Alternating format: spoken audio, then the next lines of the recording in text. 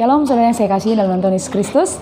Pada saat ini ketemu lagi dengan saya Sartika Brutu. Kita akan merenungkan firman Tuhan bersama-sama dalam Filipi 3 ayat 13 sampai dengan 14. Firman Tuhan katakan, saudara-saudara, aku sendiri tidak menganggap bahwa aku telah menangkapnya, tetapi ini yang kulakukan, aku melupakan apa yang telah di belakangku dan mengarahkan diri kepada apa yang di depanku, dan berlari-lari kepada tujuan untuk memperoleh hadiah, yaitu panggilan surgawi dari Allah dalam Kristus Yesus.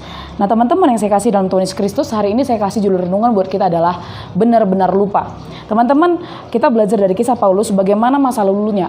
Ya, kehidupan Paulus sebelum dia mengenal Kristus, sebelum Tuhan menangkapnya. Konteks ini menjelaskan bahwa hal-hal yang dilakukan Paulus sebelum bertobat. Waktu itu kita tahu dalam ceritanya Paulus itu diberi namanya sebelumnya adalah Saulus. Ya, pada waktu dia belum percaya Kristus, dia belum ditangkap oleh Tuhan, dia melakukan banyak sekali hal-hal yang buruk. Nah, teman-teman dikasih Tuhan, sangat banyak keburukan yang dilakukan Paulus sebelum dia mengenal Tuhan. Pada masa itu, ia menganggap apa yang dilakukannya itu luar biasa dan hebat. Tetapi ketika Tuhan menangkapnya, Tuhan memanggil dia, Tuhan menjadikan dia hambanya, maka dia bertobat, dia terima Yesus dan dia menjadi hamba Tuhan. Ketika dia melakukan kehidupan seperti apa yang Tuhan mau, maka dia menyadari apa yang dilakukannya dulu adalah sampah. Nah, teman-teman dikasih Tuhan, dari kisah Paulus kita belajar bahwa masa lalu itu tidak perlu kita ingat-ingat lagi. Yang lalu biarlah berlalu.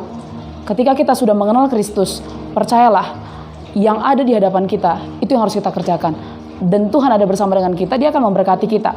Teman-teman dikasih Tuhan, mungkin kehidupan kita juga hampir sama seperti apa yang dialami Paulus. Pada waktu dia sebelum percaya kepada Kristus, dia melakukan hal yang buruk. Mungkin kita juga mempunyai keburukan dalam diri kita masing-masing di masa lalu. Tapi ingatlah, masa lalu itu tidak akan bisa kita ubah. Yang terpenting sekarang adalah masa sekarang dan masa yang akan datang. Melalui firman Tuhan ini kita belajar untuk menjadi anak-anak Tuhan, anak muda yang memandang ke depan, berlari mengejar apa yang menjadi tujuan kita. Dan bersama Tuhan kita pasti bisa. Teman-teman dikasih Tuhan, saya katakan benar-benar lupakan apa yang menjadi masa lalu, apalagi itu hal yang buruk. Jangan ingat-ingat dan jangan bawa ke masa sekarang. Berjalanlah bersama Tuhan supaya kita melihat Tuhan mengerjakan bagian dalam diri kita. Arahkan hatimu dan pikiranmu kepada tujuan dan rencana Allah yang mulia.